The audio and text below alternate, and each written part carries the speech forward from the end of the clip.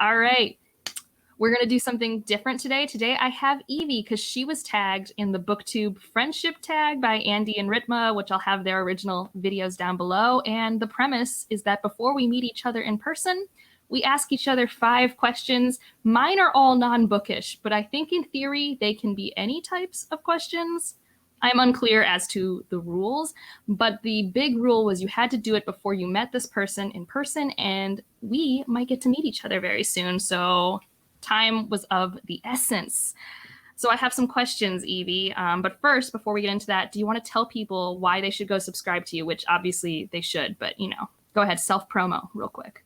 Well, it's going to be self-deprecation, self-promo. If you really have nothing else to do and you're really all out of BookTube content, then subscribe to me and we're good. Yeah, so I mean, I guess if you like classics, I read Jane Austen.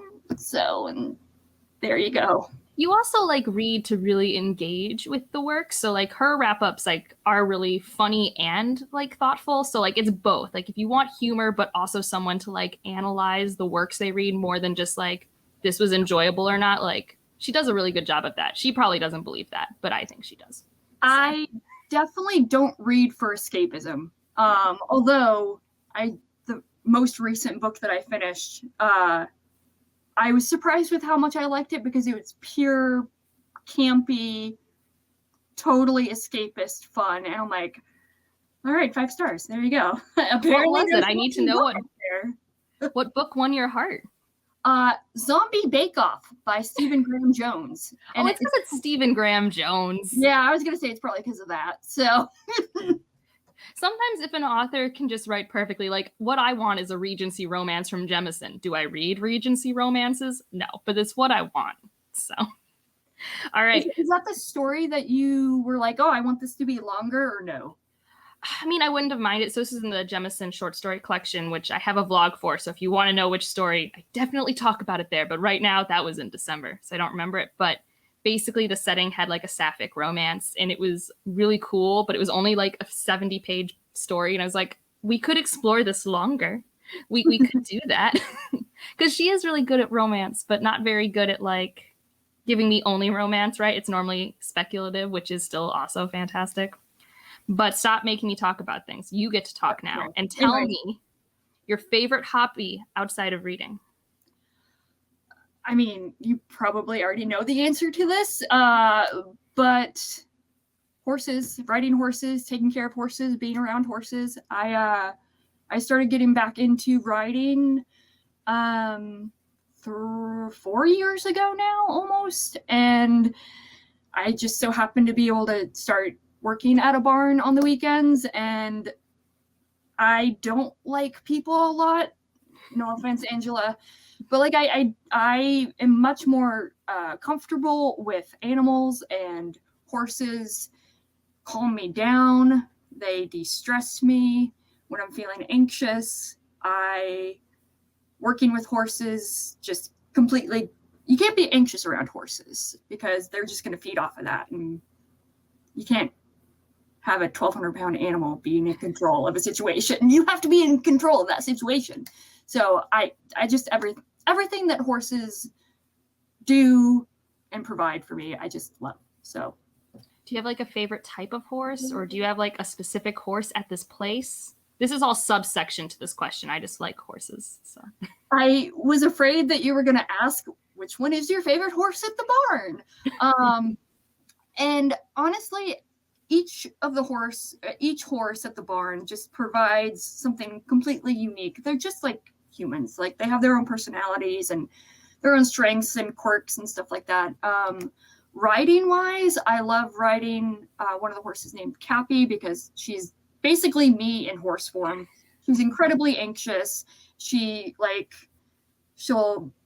gets all, she gets antsy over little things if they're out of place, and she makes me calm down because I know if I'm anxious, she's just going to be 10 times more anxious.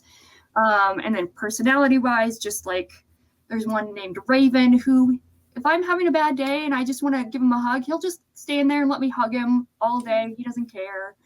And then there's Luke, who is almost literally a dog in horse form. Like he constantly wants to be like right by you. If you're not paying attention to him, he'll just like put his nose on your shoulder to be like, hey, are you paying attention to me?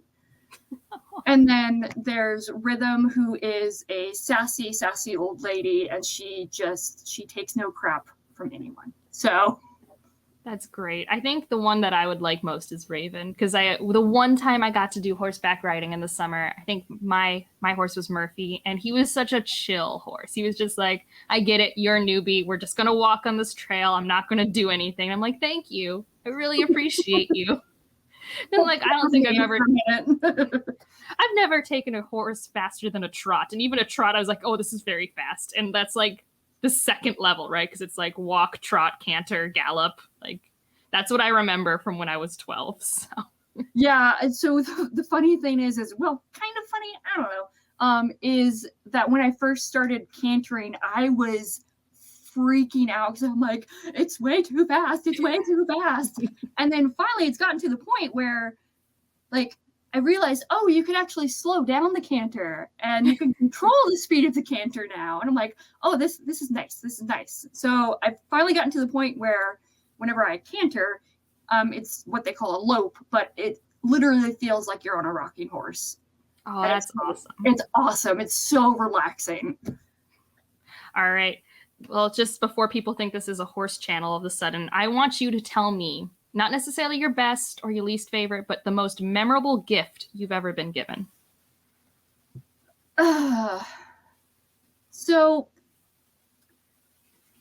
I will not default. What's the word I'm thinking of? So my answer is going to be a book, Pride and Prejudice by Jane Austen. And it's not because, oh, it's a special edition or it's, the first one that I read by Jane Austen. Hi, George. Sorry, cat. Sorry for a cat on my channel. That's blasphemy. We should be thanking you. Come here, kitty. George. Oh, she's so fat. The vet's not going to be happy with me. But yeah, so Pride and Prejudice by Jane Austen. So this particular book, which of course is not here, it's downstairs. When my husband and I first started dating, we, well, not when we first started, but after we had started dating, we talked about like, oh, future plans, whatever. And we knew that we were going to get engaged at some point. And long story short, he got a book, a hardcover book of Pride and Prejudice, and had like a heart cut out inside the pages, and he put the engagement ring in there. So we have it like in a shadow box and on a little shelf with all of our other like engagement, marriage, trophies. So that's the most special edition. I know, right?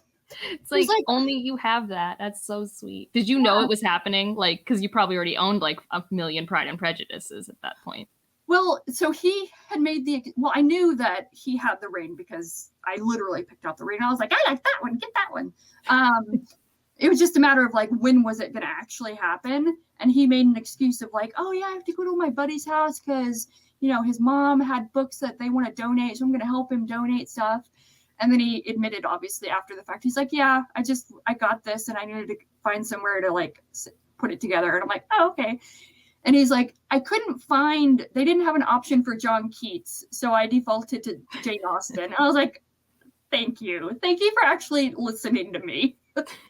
It's a good first step. Oh, that was so sweet. I'm so glad I asked that question. All right. This one, similarly, I'm trying really hard not to say like favorites because I know favorites are hard. So I just want you to tell me a show that you can just like rewatch until the end of time. Okay. So I'm going to have two answers for this, which probably defeats the purpose of the question. First one is The Good Place. Yes. As like a full show, it is the most perfectly executed show on the planet. And 10 out of 10. 11 out of 10. Like, it's so good. And I'm just so glad that they were given the time that they had to just do that ending and do that show justice. I rewatched it recently and I still bawled like a baby at the end because it's funny. I mean, it's Kristen Bell. Like, she can't help but be funny. But it's so, every single episode is so thought-provoking because it deals with philosophy and like meaning of life and stuff like that. And the way they incorporate philosophy in there, and it's just so good. And then the other one is It's Always Sunny in Philadelphia. I could watch that show forever. Doesn't matter what episode, I could just put on a random episode and I will just be cracking up. It's wonderful. It is definitely more darker sense of humor. They're just a gang of ridiculous idiots, and I love them. It's funny. This kind of lines up with our like telling each other which books each other would like. Like you and I completely agree on The Good Place. We completely agree on Jemison. But then like your It's Always Sunny in Philadelphia is like you with Sanderson with me, where it's like, I tried, man. I tried so hard. And I just... It's definitely not for everybody. Well, because I think I watched 2.5 seasons because everyone was like, you got to keep going. And I'm like, no, this is just not my humor. And that's fine. That's what humor is, a subjective thing. Yeah. So... All right.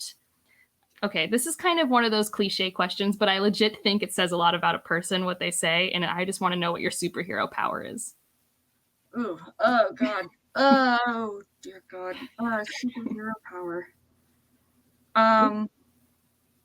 Is sleeping for long periods of time and still being tired? Is that a superpower? No, I meant like if you had a superpower. Oh, okay. Gotcha. Okay, sorry, hold on. Listening skills are great today. I feel like a lot of people either say like invisibility or flight, but I'm scared of heights, and I don't know, I wouldn't want to be invisible. I would actually want to be able to experience the world. I don't want to say telepathy because I don't want to hear what everybody is saying about me. Telekinesis. I'll do that one. Yeah, telekinesis, because I am a lazy son of a bitch. Sorry, SOB. It's okay. You can swear once on YouTube usually, at least. Okay. Well, I mean, I'm surprised I haven't been shut down then because I've sworn so much on my channel. But yeah, so I am naturally a very lazy person, and if I could just have that beer brought to me automatically, I'm good. So. In case you're curious, mine is teleportation because like I hate how I can never just like see the people who are far away from me. So many of the struggles in my life could have been solved if I could teleport places. Like telekinesis, just literally bring them to you. That seems rude. The question of consent comes in there. All right. And now speaking of travel, okay, you have unlimited money. You don't have to worry about a job. It's not a pandemic. Where are you going?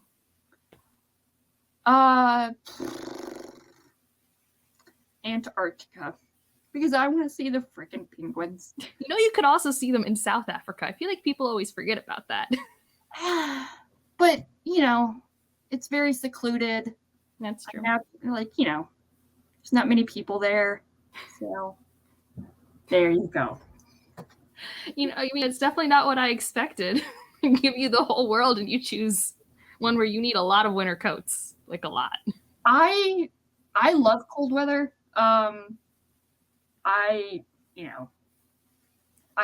dying. Even here, like it's what, 65 out, 70. We just got through a heat wave. For those who don't know, we're both in Massachusetts, and we just had a real nice second heat wave when it's barely summer here.